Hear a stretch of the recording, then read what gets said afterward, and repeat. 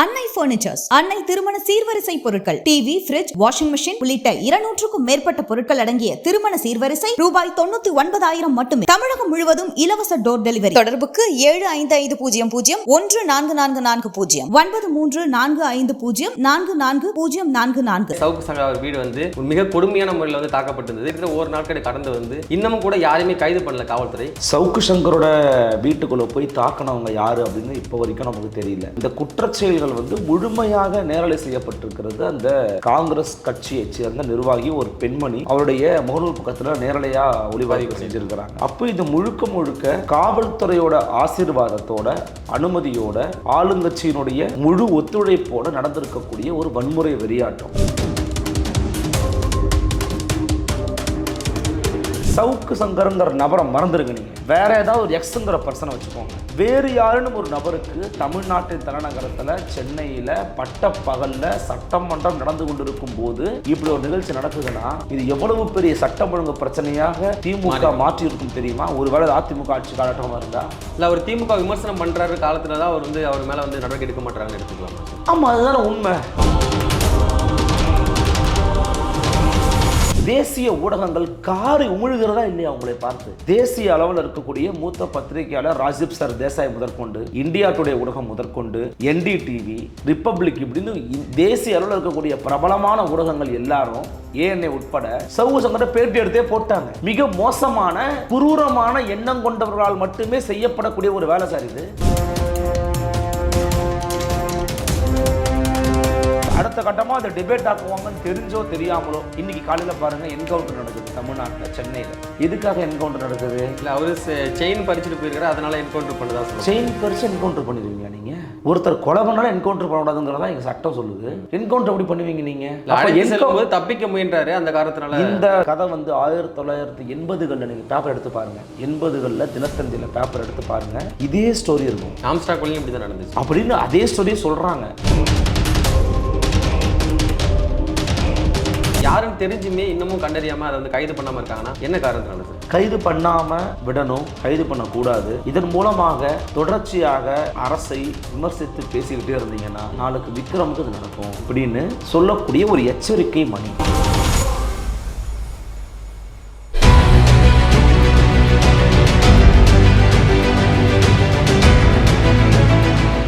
Cloud computing மற்றும் டெவாப்ஸில் முழுமையாக தேர்ச்சி பெற ஆர்வம் உள்ளவரா நீங்கள்? இந்தியாவிலேயே முதல் முறையாக இகாஸ் கிளவுட் 1-to-1 மற்றும் குழு முறையிலும் அனுபவம் மிக்க பயிற்சியாளர்களால் ஆன்லைன் வழியாக வகுப்புகளை வழங்குகிறது. தினசரி மற்றும் வாராந்திர பயிற்சி வகுப்புகள் மூலம் கிளவுட் மற்றும் டெவாப்ஸ் சான்றிதழ்களை பெறலாம். மேலும் தொடர்பு கொள்ள www.ecoscloud.com என்ற இணையதளத்தில் பார்வையிடுங்கள். உலகெங்கும் வாழக்கூடிய தமிழ் சொந்தங்கள் அனைவருக்கும் வணக்கம். இன்றைய நேர்காணலில் நம்மோடு இணைந்திருப்பவர் ஊடகவியலாளர் திரு அருள்மொழிவர்மன் அவர்கள். வணக்கம் சார். வணக்கம். எப்படி இருக்கீங்க? நல்லா இருக்கீங்க. நல்லா இருக்கீங்களா? நல்லா இருக்கு சார். அண்மையில் இப்போ என்ன நடந்துச்சு நீங்களே பார்த்துருப்பீங்க. சவுக்கு சங்கா வீடு மிக கொடுமையான முறையில் தாக்கப்பட்டிருந்தது. நீங்களே அதை நேரில் போயிட்டு உங்களோட சேனல் எடுத்து ஒளிபரப்பு பண்ணியிருக்கீங்க. அவர் இது சம்மந்தமாக கீழ்ப்பாக்கம் காவல் நிலையத்தில் புகார் அளிச்சிருக்காங்க. புகார் அளிச்சுக்கிட்டு ஒரு நாட்களை கடந்து இன்னமும் கூட யாரையுமே கைது பண்ணல காவல்துறை. என்ன காரணம்? ஏன் அவ்வளோ தாமதம் நினைக்கிறீங்க? அடிப்படையில் நம்ம ஒரு சக ஊடகவியலாளராக, ஒரு அரசியல் திறனாய்வாளருக்கு இது எல்லாத்தையும் மறந்து கூட ஒரு தனி நபர் ஒருத்தருக்கு இப்படியாக நிகழ்ந்திருக்கக்கூடிய இந்த சம்பவத்தை, இந்த வன்முறை வெறியாட்டத்தை, இந்த காட்டு கும்பலினுடைய மோசமான நிகழ்வு நம்ம எல்லாருமே வன்மையாக கண்டிக்கணும். ஒரு ஊடகவியலாளராக நான் அந்த கண்ணத்தை பதிவு பண்ணிக்கிறேன். முதல்ல சவுக்கு சங்கரோட வீட்டுக்குள்ளே போய் தாக்கினவங்க யார் அப்படின்னு இப்போ வரைக்கும் நமக்கு தெரியல. அதாவது அந்த காட்சிகள் இருக்கிறவங்க யாருன்னு நமக்கு தெரியும். இல்லை அவங்களுடைய ஐடி காட்சிகள் எல்லாமே இருக்குது. ஆனால் காவல்துறையை பொறுத்த வரைக்கும் இப்போ வரைக்கும் யாருன்னு தெரியல. நாங்கள் கண்டுபிடிக்கிறோம் அப்படின்னு சொல்லியிருக்கிறாங்க. இப்போ CBCI விசாரணைக்கு மாற்றிருக்கிறதா நம்ம பார்க்குறோம். ஆனால் இதுக்கு தேவை இருக்கா அப்படின்னு பார்த்தீங்கன்னா தேவை இருக்குது. CBCIடிக்கு மாற்றுக்க தப்பு இல்லை. ஆனால் இந்த நிகழ்வு, இந்த குற்றச்செயல்கள் முழுமையாக நேரலை செய்யப்பட்டிருக்கிறது அந்த காங்கிரஸ் கட்சியை சேர்ந்த நிர்வாகி ஒரு பெண்மணி அவருடைய முகநூல் பக்கத்தில் நேரலையாக ஒளிபரப்பு செஞ்சுருக்கிறாங்க, பதிவு பண்ணியிருக்கிறாங்க. இது மட்டும் இல்லாமல் அவங்க போடக்கூடிய கோஷம், அவங்க காவல்துறை அதிகாரி அவர்கிட்ட பேசுகிறாங்க. நீங்கள் அந்த காணொலியை இன்றைக்கி திரு சங்கர் அவர்கள் போட்டிருக்கிறாங்க. அதில் என்ன சொல்கிறாங்கன்னா, என்னம்மா அவங்களை இவ்வளோ தூரம் தானே போக சொன்னேன், அங்கே போய் கோஷம் போட்டு தானே வர சொன்னேன், என்னம்மா பண்ணிட்டீங்க, இந்த மாதிரி சக்ஸஸ்ஃபுல்லாக முடிஞ்சிச்சு சார் எல்லாமே அப்படின்னு அவங்க சொல்கிறாங்க. அப்போ இது முழுக்க காவல்துறையோட ஆசீர்வாதத்தோட அனுமதியோட ஆளுங்கட்சியினுடைய முழு ஒத்துழைப்போடு நடந்திருக்கக்கூடிய ஒரு வன்முறை வெறியாட்டம். இது நீங்கள் இப்போ நான் வந்து ஒரு மாற்று கருத்தை வச்சுருக்கிறேன்னா என் மாற்று கருத்துக்கு நீங்கள் ஒரு கருத்தை சொல்லலாம். சரி, இவர் பொய் பேசுகிறார், இவர் பித்தலாட்டக்காரர், இவர் இந்த ஜனநாயகத்தின் விரோதி. பதில் சொல்லுங்கள், என்னை திட்டுங்க, அதை பற்றி பிரச்சனை இல்லைன்னா வழக்கு தொடுக்கலாம். டிஃபமேஷன் ஒன்று சொல்லுவாங்க, என்னுடைய புகழுக்கு களங்கம் கற்பிக்கும் விதமாக பேசுகிறார், உண்மைக்கு விக்ரம் அந்த மாதிரி என்னை பேசுகிறான்னா அப்போ உங்கள் மேலே வழக்கு தொடுக்கலாம். அப்போ இவ்வளவு நடைமுறைகளை விட்டு தூய்மை பணியாளர்களே இந்த மாதிரி பண்ணாங்க அப்படின்னா உங்களால் வந்து நிலை குலைஞ்சு போயிடுவீங்க. இல்லை, அது உண்மையா சார்? வந்தவங்க உண்மையிலே தூய்மை பணியாளர்? வந்தவங்க பெரும்பாலும் தூய்மை பணியாளர்கள் கிடையாது. சரி, அவர்கள் ஒரு ஆளுந்தரப்போட ஒரு பவர் சென்டரோட பேக்கப்போட தான் செயல்பாடுகளை இறங்கியிருக்கிறாங்க. உண்மையிலேயே சார், நான் வந்து கொரோனா காலகட்டத்திலலாம் அந்த தூய்மை பணியாளரோட பழகி இருக்கிறன்றதுனால சொல்கிறேன். தூய்மை பணியாளர் ஒரு இடத்துல அசுத்தமாக இருந்தால் சுத்தம் பண்ண தான் முயற்சி பண்ணுவார். ஒரு இடத்துல ரொம்ப தப்பாக இருக்குதுன்னா அதை எப்படியாவது சுத்தம் பண்ணி அந்த இடத்த வந்து க்ளீன் பண்ணுவார். நிறைய குப்பை கொட்டக்கூடிய கிளைண்ட் வீடுகளில் இருக்கிறவங்க கூட கொஞ்சம் கோவப்பட்டால் கூட அவங்க ரொம்ப தன்மையாக இருக்கிற ஆட்கள். பெரும்பாலும் அவங்க அதிர்ந்து கூட பேச மாட்டாங்க. அவங்க வேலைனாவோ அதை க்ளீனாக பண்ணிட்டு போயிட்டே இருப்பாங்க. அவங்க மிகப்பெரிய சுரண்டலுக்கு தான் உள்ளாக்கப்பட்டுக்கிட்டு இருக்காங்க இன்னைக்கு வரைக்குமே. இந்த திட்டமே ஒரு மோசடியான திட்டம் அப்படிங்கிறதா சவுக்கு சங்கருடைய பார்வை. அதுதான் அந்த வீட்டில் முழுக்க பேசியிருப்பார். அப்போது அப்படிப்பட்ட நபர்கள் வந்து ஒன்று கூடி ஒன்றா சேர்ந்து ஒருத்தர் வீட்டுக்கு போய் அவருடைய தனிப்பட்ட வாழ்க்கையில் இருக்கக்கூடிய புகைப்படங்களை பிரிண்ட் அவுட் எடுத்துக்கிட்டு போய் அவரை பற்றின வசை பாடல்களை யாரெல்லாம் பேசியிருக்காங்களோ அந்த ஃபோட்டோவை எடுத்துக்கொண்டு போய் வச்சு அதுக்கு மேலே கழிவு நீரை ஊற்றி சாக்கடை நீரை ஊற்றி மலம் கலந்த நீரை ஊற்றி பண்ணுவாங்கன்றதெல்லாம் எண்ணி பார்க்க முடியாத சம்பவம். நீங்கள் போய் கேட்டிங்கன்னா எங்களுக்கு வேறு வேலை இல்லைன்னு கேட்பாங்க. அப்போ இது வந்து ஒரு கூலிப்படை கும்பலை வைத்துக்கொண்டு ஒரு அரச பாதுகாப்போடு நிகழ்த்தப்பட்டிருக்கக்கூடிய ஒரு வன்முறை வெறியாட்டம். நாம் இதை வந்து ஏன் கண்டிக்கணும்னு நம்ம சொல்கிறோன்னா, சவுக்கு சங்கருங்கிற நபரை மறந்துடுங்க. நீங்கள் வேறு ஏதாவது ஒரு எக்ஸுங்கிற பர்சனை வச்சுக்கோங்க. வேறு யாருன்னு ஒரு நபருக்கு தமிழ்நாட்டின் தலைநகரத்தில் சென்னையில் பட்டப்பகலில் சட்டமன்றம் நடந்து கொண்டிருக்கும் போது இப்படி ஒரு நிகழ்ச்சி நடக்குதுன்னா இது எவ்வளவு பெரிய சட்டம் ஒழுங்கு பிரச்சனையாக திமுக மாற்றியிருக்கும் தெரியுமா? ஒருவேளை அதிமுக ஆட்சி காலகட்டமாக இருந்தால் இல்லை, அவர் திமுக விமர்சனம் பண்ணுறாரு காலத்தில் தான் அவர் வந்து அவர் மேலே வந்து நடவடிக்கை எடுக்க மாட்டாங்கன்னு எடுத்துக்கலாமா சார்? ஆமாம், அதுதானே உண்மை. எடுத்துக்கலாமான்றதுனா தான் உண்மை. இப்போ ஒருவேளை திமுகவினர் ஒரு புகார் கொடுக்குறாங்க சவுக்கு சங்கர் மேலே, எடுப்பாங்க எடுக்க மாட்டாங்களா? கண்டிப்பாக எடுப்பாங்க, உடனே எடுப்பாங்க. ஏன்னா 2 முறை குண்டர் சட்டமே போட்டிருக்காங்க அவர் மேலே. அவர் மீது குண்டாஸ் சட்டம் பாய்ச்சப்பட்டு விட்டது. சட்ட ரீதியாகவும் பார்த்துட்டாங்க, சிறையில் அடைச்சும் பார்த்துட்டாங்க, அப்புறமா தனிப்பட்ட வாழ்க்கையும் வந்து தாக்கி இது பண்ணிட்டாங்க. இதுக்கு முன்னாடி குடியிருந்த வீட்டையும் வந்து டோட்டலாக பூட்டிட்டாங்க. தொடர்ச்சியாக நீங்கள் தாக்கிக்கிட்டே இருக்கிறீங்க, இருந்தாலும் ஒரு ஆள் பேசிக்கிட்டே இருக்கார். அப்போ என்ன பண்ணலாம்? சட்ட ரீதியாகவோ வழக்கு ரீதியாகவோ உங்களை முடக்க முடியலன்னா அடுத்த முடக்கம் அப்படிங்கிறது உங்களை உளவியல் ரீதியாக தாக்குவது.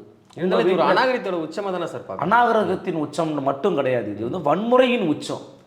வட இந்தியாவினால குணால் கம்ரா வந்து ஏக்நாத் ஷிண்டேவை தவறாக பேசுகிறாருன்ற மாதிரி சொல்கிறாங்க. அவர் தவறாக பேசலை, கிரிட்டிக்ஸை வச்சார். ஏக்நாத் ஷிண்டேவை கிரிட்டிசைஸ் பண்ணுறாருங்கிறதுக்காக சிவசேனா என்ன பண்ணுறாங்க, போயிட்டு அவருடைய அந்த ஸ்டாண்டப் காமெடி செய்யக்கூடிய இடத்த போய் அடித்து நுறுக்கி சுக்குநூறு ஆக்குறாங்க. அது வன்முறை வெறியாட்டம், ஃபாசிஸ்ட் அப்ரோச். இதை பிஜேபி அங்கே வந்து ஆதரிக்க தான் செய்யுது. தேவேந்திர பட்னாவிஸ் எதிர்க்கல, அது ஆதரிச்சார். இங்கே பாருங்கள், அதே போல் இவர் வந்து ஒரு கரப்ஷன் சார்ஜ் வைக்கிறாரு சார். அது சரின்னு சொல்லுங்கள், இல்லை தப்புன்னு சொல்லுங்கள், இல்லை மக்களை மடைமாற்றாருன்னு சொல்லுங்கள். ஒரு பொலிட்டிக்கல் ஆக்டிவிட்டியில் ஈடுபட்டுக்கூடிய நபர்களுக்கு எதிராக இவர்களை போன்ற விசில் ப்ளோவர்ஸ் குற்றச்சாட்டு வைக்கிறது ரொம்ப இயல்பானது. ஆனால் அதை வந்து இவர் போய் நீதிமன்றத்தில் சொல்லணும், இவர் போய் இங்கே சொல்லணும்னா இவருக்கு அது வேலையே கிடையாது. இல்லை, இதை செஞ்சவங்க வந்து ஒரு காங்கிரஸ் கட்சி சேர்ந்த பெண் அப்படின்றதுனால இதுக்கு பின்னாடி வந்து செல்வ பிறந்தே தான் இருக்காரு அப்படின்னு எப்படி ஆணித்தனமாக சவுக்கு சங்கர் சொல்கிறாங்க? இல்லை, அது சவுக்கு சங்கரோட குற்றச்சாட்டு. இப்போ நான் வந்து அதை சொல்லலை. சவுக்கு சங்கரோட குற்றச்சாட்டு செல்வ பிறந்தகை தான் அதுக்கு பின்னாடி இருக்கிறார். காரணம் என்னவென்றால், இந்த கழிவுநீர் அகற்றும் எந்திரத்தை வாங்கக்கூடியவர்கள பட்டியலில் பெரும்பாலும் செல்வ பிறந்தகோட பினாமிகள் இருக்காங்க. காரணம் என்னன்னா, அந்த நிறுவனமே செல்வ பிறந்தகனுடைய உறவினரோட நிறுவனம் இப்படின்னு பல அடுக்கடுக்கான ஆதாரங்களோடு கூடிய குற்றச்சாட்டுகள் முன்வைக்கிறாருன்னு அவர் சொல்கிறார்.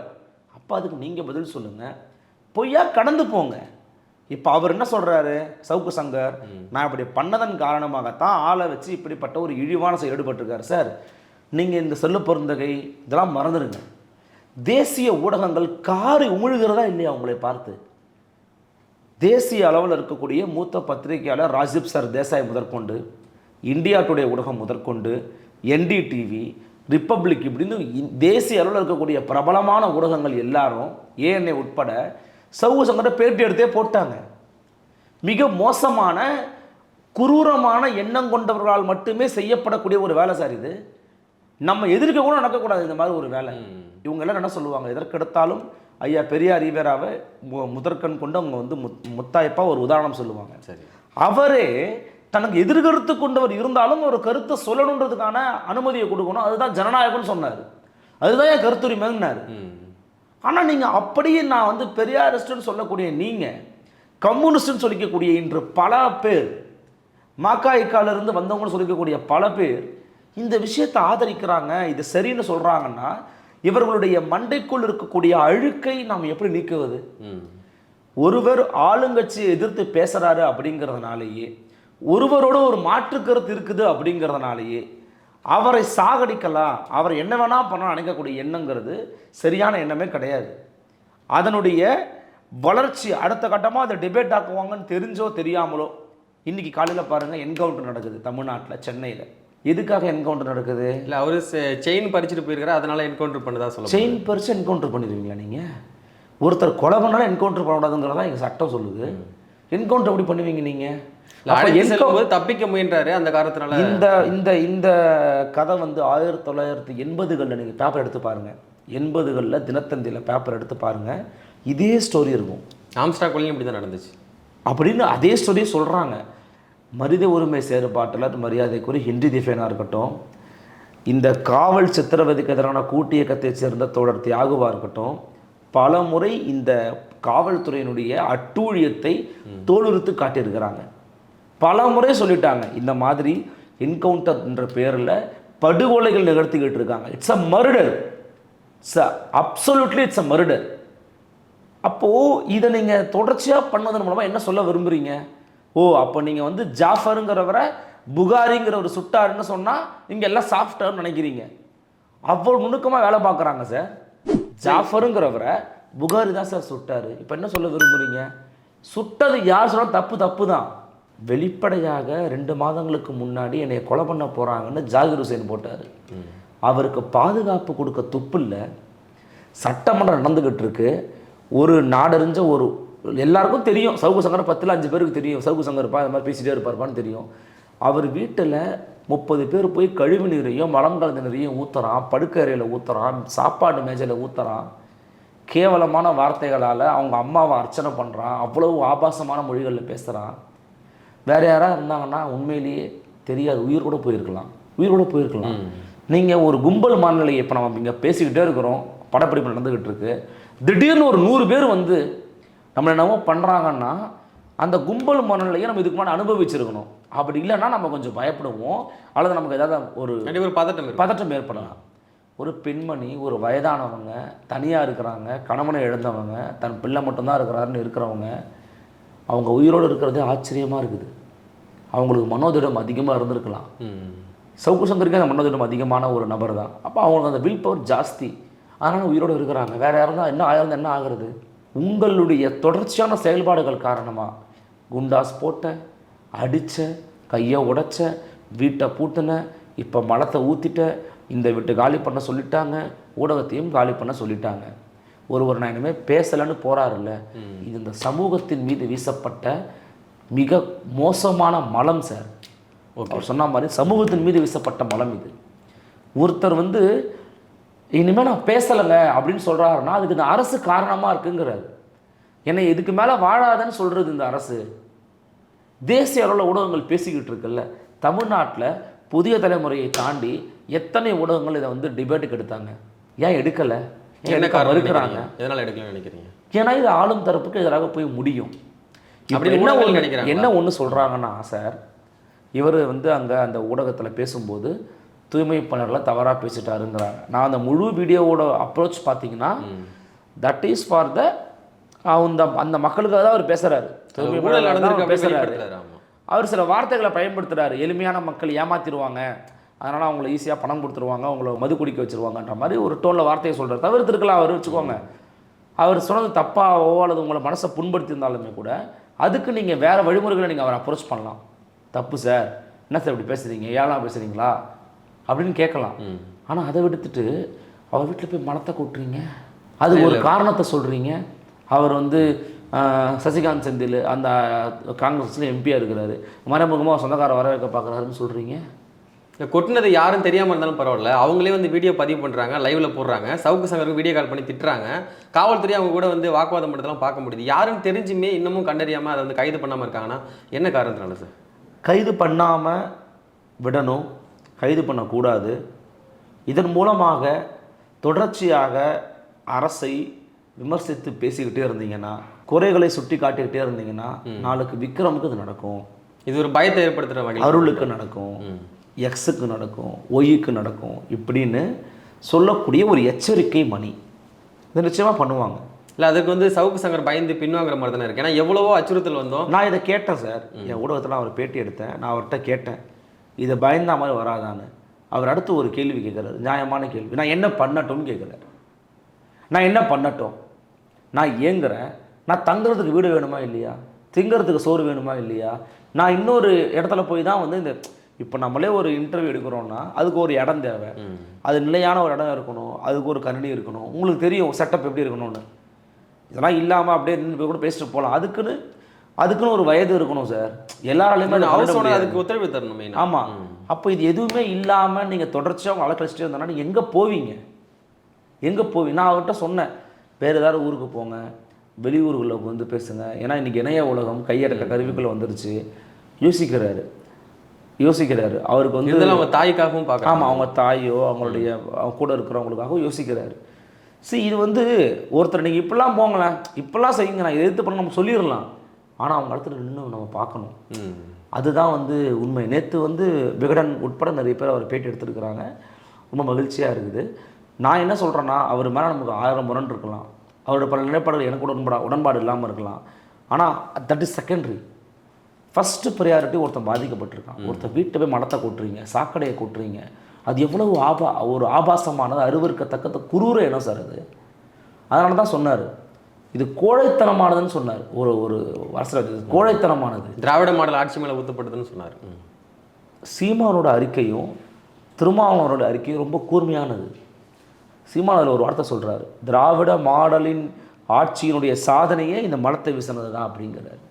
இதே சம்பவம் ஒருவேளை அதிமுக ஆட்சி காலகட்டத்தில் அதிமுக நடத்தப்பட்டிருந்தால் இன்றைக்கு தமிழ்நாட்டு ஊடகங்களின் தலைப்புச் செய்தி சவுக்கு சங்கர் தான். திமுக அதை வந்து தலைப்புச் செய்தியை மாற்றிருப்பாங்க, எடுத்திருப்பாங்க, அவர் கூட போய் நின்றுருப்பாங்க, ஸ்டாண்ட் வித் சவுக்குன்னு டேக்லைன் போட்டிருப்பாங்க, சவுக்கு யார் தெரியுமா அப்படின்னு பேசியிருப்பாங்க.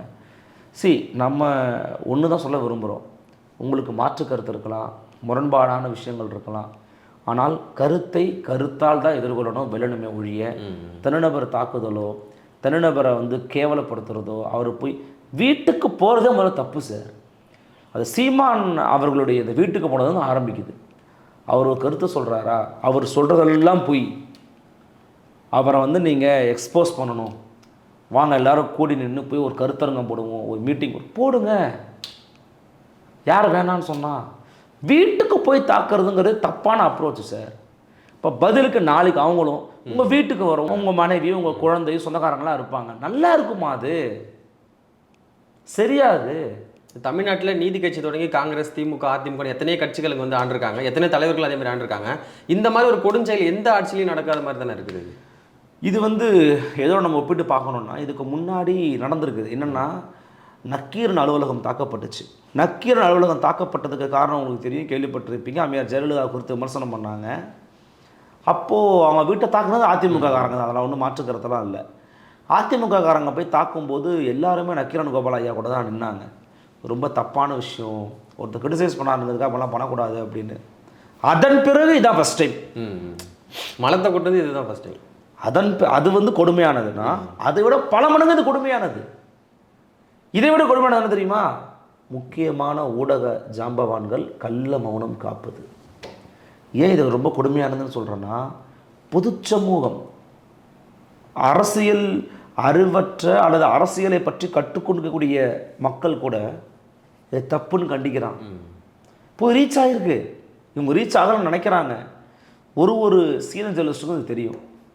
அவங்க சொல்கிறாங்க உள்ள புழுக்கம் அவங்களுக்கு இருக்குது. என்ன பண்ணுறது, இவ்வளோ ஒஸ்ட்டாக போயிட்டாங்களே, தப்பு பண்ணிட்டாங்களே.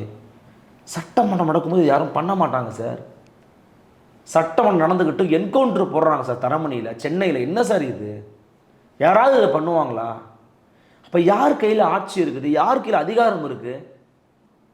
சட்டமன்றத்தில் உட்காந்துட்டு முதலமைச்சர் சொல்கிறாரு, அப்பாவு ஐயா சொல்கிறாங்க, கொலைகளை பற்றியும் படுகொலை பற்றியும் பேசுகிறாங்க. உண்மைக்கு புறம்பாக பேசுகிறாங்க சார். கடைசி தமிழ்நாடு மாநிலத்தினுடைய எஸ்சி எஸ்டி ஆணையத்தை சேர்ந்த ஒரு தலைவர் சொல்கிறாரு, தென் மாநிலங்களில் அதிகமாக இருக்கிறது சாதிய படுகொலைகள் அப்படின்னு. ஒரு மாதத்தில் 38 கொலைக்கு மேலே நடந்திருக்கு. சாதிய படுகொலை நடக்கலை அப்படிங்கிறாரு ஐயா அப்பாவு, திருநெல்வேலி மாவட்டத்தில். இது எப்படிப்பட்ட தவறான செய்தி, உண்மைக்கு புறமானது அல்லது பொய்யான செய்தி. அப்போது ஓரளவுக்கு நீங்கள் இப்போ அரசை சில பேர் என்ன பண்ணுவாங்கன்னா, ஒருத்தருக்கும் ஒரு வாழ்க்கை இருக்குது. பாவம் அரசை ஆதரிப்பாங்க, அரசு ஆதரிக்கிறாங்க, அவங்களுக்கு ஒரு வருமானம் இருக்குன்னா ஆதரிக்கட்டும். ஒரு எல்லை தாண்டும் போது தன்னிலை மறந்து சுயத்தை இழந்து அருவருப்பான தோட்டத்தோடு நிற்பீங்க. ஒருத்தர்லாம் சொல்கிறாரு, நிறைவாக இந்த கருத்தை சொல்லி விரைபெற விரும்புகிறேன். ஒருத்தர் ஒரு கருத்தை சொல்கிறாரு, இந்த டாஸ்மாகில் 10 ரூபா வாங்குறாங்களே, டாஸ்மாக் நிறுவனத்தில் 10 ரூபா வாங்குறத பற்றி சொல்கிறீங்களே, முதல்வரை குறை சொல்கிறீங்களே, கேஸ் போடுறவர்கிட்ட நம்ம 50 ரூபா கொடுக்குறோம் அப்படின்னாரு. நல்லா கவனிக்கணும், 10 ரூபா அவன் வாங்குறான், நான் 50 ரூபா கொடுக்குறேன். எப்படி? அவன் 10 ரூபா பிடுங்குறான் நம்மள்கிட்ட, 10 ரூபா நீ கொடுத்தாவணுன்றான். இவர் 50 ரூபா கேட்பார், நான் 30 ரூபா கொடுத்துருக்கேன், 20 ரூபா கொடுத்துருக்கேன். இவர் என்ன சொல்கிறாரு, அதுக்கு பிஎம் காரணம் இல்லையா, குற்றம் சொல்லலாமான்னு கேட்குறாரு. எப்படிப்பட்ட அறிவாளிகள் பார்த்தீங்களா? இதெல்லாம் கல்வெட்டில் எழுதிக்கிட்டு கவுண்டமணி காமெடியில் வரும்ல, டேய் இதை நீ என்ன பண்ணுற, கல்வெட்டில் எழுதிட்டு பக்கத்திலே உட்கார்ற, ஏன்னா உனக்கு பின்னால் வரும் சந்ததிகள் இதை பார்த்து தெரிஞ்சுக்கிட்டோம் அப்படின்னு வரலாம். அந்த மாதிரி இருக்குது. அவரெல்லாம் ரொம்ப சீனியரு, தமிழ்நாட்டில் இருக்கிற பாலிடிக்ஸ் தெரிஞ்ச ஒரு மனிதர். ரொம்ப வருத்தமாக இருக்குது நமக்கு. நினச்சி பாருங்கள், ஹோட்டலுக்கு போகிறேன், 10 ரூபா டிப்ஸு கொடுக்குறேன், ஒரு நாளைக்கு எவ்வளோ ஆயிரம் எவ்வளோ கோடி பேசுவீங்க. பெட்ரோல் பம்புக்கு போகிறேன், கேஸ் இப்போ காற்றடிக்கிறதுக்கு காசே கிடையாது, ஃப்ரீ தான், 5 ரூபா கொடுக்குறேன், ஒரு நாளைக்கு எத்தனை பேர்ட்டு தான் எவ்வளோ 5 ரூபா வாங்குவாங்க. இப்போ பெட்ரோலியத்துறை அப்போ மோடி தான்ப்பா காரணம். அவமானமாக இல்லை? உச்சநீதிமன்றம் காரி உமிழலை உங்களை பார்த்து, இன்னும் நீங்கள் இப்படி அமைச்சராக நீடிக்கிறீங்களே அப்படின்னு காரி உமிழலை தமிழக அரசை பார்த்து. அதை பற்றி ஒரு முறை ஒரு பேசுறதுக்கு உங்களுக்குலாம் வாயிருக்குமா? டாஸ்மாகில் 10 ரூபா கூட வாங்குறீங்கன்னு யாரும் சொல்லலை சார். கூட நிற்கிற சிபிஎம் கட்சியினுடைய தொழிற்சங்கம் சிஐடியு சொல்லுது, ஆதாரம் இருக்குது, தொடர்ச்சியான குற்றச்சாட்டுகள் முன் வச்சிருக்கிறாங்க. அதுக்கு முட்டு கொடுக்கணுன்றதுக்காக உங்களை இழந்து நிற்கிறீங்களே, இப்படி நிர்வாணமாக நிற்கல நீங்கள்? உங்களுக்கே மனசாட்சி உங்களை உழுக்கலை? டாஸ்மாக் விவகாரத்தில் ஸ்கேமுக்கு போய் சப்போர்ட் பண்ணுறீங்க நீங்கள். அப்போ என்ன ஆகுதுன்னா, தன்னிலை மருந்து ஒருவர் இந்த ஆட்சிக்கு ஏதாவது ஒரு வகையில் களங்கம் வந்து விடக்கூடாதுன்னு வேலை பார்க்குறாங்கல்ல, இதுதான் இந்த ஆட்சிக்கு சாபக்கேடு. இல்லை, இப்போ திமுக யாராச்சும் எதிர்த்து விமர்சனம் பண்ணால் நிறைய யூடியூப் சேனல்லாம் நிறைய குரல் கொடுத்து பேசுகிறாங்க, காணொலி வெளியிடுறாங்க. ஆனால் இது சம்மந்தமாக யாருமே பெரிதளவு முக்கியமான சில ஊடகங்கள் தவிர மற்ற யாருமே பேசாமல் இருக்குது. என்ன காரணம் நினைக்கிறீங்க? திமுக ஆதரிக்கிறது தான் காரணம். திமுக இது குறித்து பேச மாட்டாங்களே? பேச மாட்டாங்க சார். எப்படி பேசுவாங்க? திமுக எப்படி ஆட்சி, அவங்களுடைய ஆட்சி ஒரு தவறு நடந்ததுன்னா தெரியாமல் நடந்துருச்சு, நாங்கள் சரி பண்ணிக்கிறோம், அதுக்கு அவங்க தயாராக இல்லை. ஏன்னா சோஷியல் மீடியாவில் பேசிக்கிட்டு இருந்த ஒருத்தனை தானே போட்டு அடிச்சிருக்கோம். இது மக்கள் கண்டுக்க மாட்டாங்க. அதுக்கு சோசியல் மீடியா உள்ளவங்க பக்கபலமாக நிற்கணும்ல சார். ஏன் இந்த விஷயம் இவங்களை எதுவும் பண்ணாத நினைக்கிறாங்க அப்படின்னா, ஒரு வகையில் சோஷியல் மீடியாவில் மட்டும்தானே அவர் பேசுறது ட்ரெண்ட் ஆகுது, தனிப்பட்ட முறையில் தாக்கிட்டா ஸ்டாப் ஆயிடுவார், அதே மாதிரி சோஷியல் மீடியாவில் பேச முடியாதுன்னு நினைக்கிறாங்க. ஆனால் ஒன்று சொல்கிறேன், இந்த செய்தி போய் சேர்ந்துருக்கு, இப்படி தேசிய ஊடகங்கள் வரைக்கும் போயிருக்குன்னா, தமிழ்நாட்டில் எல்லா செய்தி ஊடகங்களும் இன்றைக்கி ஒன்றும் பேப்பர் யாரும் படிச்சுக்கிட்டு இல்லை. பேப்பர் படிக்கணுங்கிறது வேறு விஷயம், பேப்பர் பெருசாக பார்க்கறதில்ல, பேப்பரில் அது போடவும் இல்லைன்னு தெரிஞ்சு பெருசாக யாரும் போட்டால் மாதிரி தெரியல, சின்னதாக ஏதோ ஒரு மொழியில் போட்டிருக்காங்க. ஆனால் சோஷியல் மீடியா எல்லா கையிலையும் இருக்குது, எல்லா கையிலையுமே டிஜிட்டல் ஊடகம் வந்துருச்சு. அப்போ அதில் பார்க்குறாங்க, ஒரு தனி நபர் உங்களை எதிர்க்கிறாங்கிறதுக்காக அவங்க வீட்டில் போய் மனத்தை கொட்டுறீங்கன்னா நாளைக்கு இவங்க எந்த எக்ஸ்ட்ரீமுக்கும் போவாங்க. இது வெறும் அவர் சொல்கிற நம்ம செல்வ பிறந்தகை அவர்களோ அல்லது மற்றவர்களோ தனியாலாம் பண்ணிட முடியாது. ஆளும் வர்க்கத்தோட ஆசை வேணும், காவல்துறை ஒத்துழைப்பு வேணும். இது இல்லாமல் இந்த விவகாரத்தை பண்ணவே முடியாது, துளியும் பண்ண முடியாது. அப்போ இதை சேர்ந்து நடத்திருக்கிறாங்க அப்படின்னா அதுக்கு only because Savukku Shankar is against that government and is exposing corruption charges against the DMK government அப்படிங்கிறதுனால தான் இந்த விஷயம் நடந்திருக்குது. அவர் பேசியிருந்தது தப்புனா தப்புன்னு சொல்லுங்கள், வருத்தம் தெரிவிக்க சொல்லுங்கள், மன்னிப்பு கேட்க சொல்லுங்கள், அது வேறு. யாராக இருந்தாலும் எதிர்கருத்து வைத்தாருங்கிறதுக்காக இப்படி செய்வதுங்கிறது அநாகரிகத்தின் உச்சம், பேர் அவலம், மிக கொடுமை. இப்போ இறுதியான கேள்வி சார், அவர் வந்து ஆட்சியாளர் செய்கிற தவறுகளையும் எங்கெங்கெல்லாம் ஊழல் நடக்குது அதெல்லாம் எடுத்து பட்டியலிட்டு ஆதாரத்தோட பேச நம்ம பார்க்க முடியுது. இதான் என்னோட இறுதி காணொலி, இனிமேல் என்னால் சவுக்கு மீடியா நடத்த முடியாது அப்படின்ற மாதிரி ஒரு காணொலி வெளியிடுறாங்க நேற்று தினம். அப்படி இருக்கும்போது அவருக்கு ஆதரவாக சிலர் வந்து என்ன பண்ணுறாங்கன்னா, என்னோட அலுவலகத்தை நீங்கள் வந்து உங்களோட சேனலை வந்து நீங்கள் பயன்படுத்திக்கலாம், இங்கே வந்து நீங்கள் வீடியோ போடலாம் அப்படின்ற மாதிரி சொல்லி அவருக்கு ஆதரவு கொடுக்குறாங்க. இதற்கு அப்புறமா அவர் வந்து சவுக்கு மீடியா தொடர வாய்ப்புகள் இருக்கா, இல்லை இதோட அதை முடிச்சுருவார் நினைக்கிறீங்களா? இல்லை, நமக்கு அந்த விவரம் தெரியல. இல்லை, அவங்க கூட ரொம்ப நெருக்கமாக பேசிகிட்டு இருக்கீங்க நீங்கள், உங்களுக்கு தெரிஞ்சு? அப்படிலாம் இல்லைங்க. அதாவது நம்ம பேட்டி எடுக்கிறோம், பேசுகிறோம், அவர் கருத்துக்களை பகிர்ந்துப்பார். அவர் சொன்னால் அந்த காணொலி என்ன சொன்னால் அதான் எங்கிட்டையும் சொன்னார். இல்லை தம்பி, நான் ஸ்டாப் பண்ண போகிறேன், என்னால் முடியலன்னாரு. நான் அந்த பேட்டிலேயே ஓப்பனாகவே கேட்டேன், இல்லை இந்த மாதிரி சொன்னீங்கன்னா பயந்துட மாட்டிங்களா அப்படின்னு நினச்சிட மாட்டாங்கன்னு கேட்டதுக்கு வேறு வழி இல்லை அப்படிங்கிறாரு. அதுக்கு மேலே நம்ம ஒன்றும் சொல்கிறது கிடையாது, நம்மள்ட்ட இடம் கிடையாது கொடுக்கறதுக்கோ, அது நம்மள்ட்ட அந்த மாதிரி இன்ஃப்ராஸ்ட்ரக்சர் கிடையாது. அப்போ என்னென்னா தொடர்ந்து நடத்தணும் தான் நான் சொல்லுவேன். தொடர்ந்து நடத்தணும் அவர். ஆனால் அதுக்கான வாய்ப்புகளோ வழியோ இல்லாத போது ஒரு மனிதனை நீங்கள் புஷ் பண்ண முடியாது. ஓரளவுக்கு தான் எல்லா யாராச்சும் ஒன்று கண்டிப்பாக இருக்கணும்ல, சப்போர்ட் இருக்கணும். ஓரளவுக்கு நீங்கள் வந்து குறைந்தபட்ச சில அடிப்படை தேவைகள் இருக்குது சார். உங்களுக்கு தெரியும், நீங்கள் யூடியூப் சேனலில் இருக்கிறீங்க, உங்களுக்கு தெரியும் என்னென்ன தேவை, அடிப்படை தேவைன்னு. அது இல்லாமல் ஒன்று ரன் பண்ண முடியாது, தொடர்ச்சியாக அதை பண்ணவும் முடியாது. அப்போ ஒரு கட்டத்தில் என்ன ஆயிரும்னா, சிப்பாடா அப்படின்னு ஆகிடும். அது எனக்கு தெரிஞ்சு சவுக்கு சங்கருக்குனால பேரிழப்புலாம் ஒன்றும் கிடையாது, சமூகத்துக்கு இழப்பு, ஆட்சியாளர்களுக்கு மிக்க மகிழ்ச்சியாக. ஒரு ஊடகவியலாளராக நீங்கள் இன்னொரு ஊடகங்கள் நடந்தது இந்த ஒரு அநீதி எப்படி பார்க்குறீங்க? உங்களுக்கு இது தனிப்பட்ட முறையில் இது பார்க்கும்போது உங்களுக்கு என்ன மாதிரி இருக்கும்? என்ன, இது ரொம்ப கொடுமையான நிகழ்வு. இது வரைக்கும் நம்ம எதிர்த்து பேசினாலும் இப்படி நமக்கு நடக்குன்ற அச்சத்தை உருவாக்குறது. நீங்கள் பேசக்கூடாது, எனக்கே வந்து அந்த பேட்டியெல்லாம் போடக்கூடாதுன்னு சொன்னாங்க, பேட்டி எடுக்கக்கூடாது போட. நான் சொன்னேன் கண்டிப்பாக தேசிய ஊடகங்கள் பேசுன்னு சொன்னேன். மறுநாள் தேசிய ஊடகங்கள் பேசிச்சு, எல்லாருமே பேசுனாங்க. ஸோ இதை வந்து நீங்கள் கடந்து போக முடியாது. வேங்கை வெயில் துர்நாற்றம் எப்படி இன்னும் தமிழ் சமூகத்தின் மத்தியில் வந்து வீசிக்கொண்டிருக்கிறதோ, அந்த துர்நாற்றத்தோடு சேர்ந்து சவுக்கு சங்கர் வீட்டில் வீசப்பட்ட சாக்கடை துர்நாற்றமும் திராவிட மாடல் ஆட்சியில் வீசிக்கொண்டிருக்கிறது. இந்த ஒரு தடவை அண்ணன் கல்யாண சுந்தரத்தை ஒரு பேட்டி எடுத்திருந்தார். ஒரு அருமையான ஒரு விஷயத்தை சொன்னார். மலக்குவியலின் மேல் மலர்குவியலை போட்டு வைத்திருக்கிறீர்கள், 1000 மலர்களை நீங்கள் தூவினாலும் அந்த மலக்குவிகளின் மீது போட்டிருப்பதால் அந்த மலம்தான் துர்நாற்றத்தை பரப்பி கொண்டிருக்கும். ஒட்டுமொத்தமாக என்றைக்கு இந்த கழிவுகள் தூக்கி நீங்கள் தூரம் வீசிட்டு அப்புறம் அதில் வெறும் மலர்களை போடுறீங்களோ அப்போ தான் அது தூய்மையாக இருக்கும். அப்படிங்கிற மாதிரி தான் இந்த ஆட்சி இருக்குது அப்படிங்கிறத அவரோட மதிப்பீடு. கிட்டத்தட்ட இந்த நிகழ்வை நான் அப்படி தான் பார்க்குறேன். உங்களோட நேரத்தை ஒதுக்கி நேர்காணல் கொடுத்ததுக்கு மிக்க மகிழ்ச்சி. நன்றி சார். நன்றி. சாட்டை எடுத்து நாட்டை திருத்து.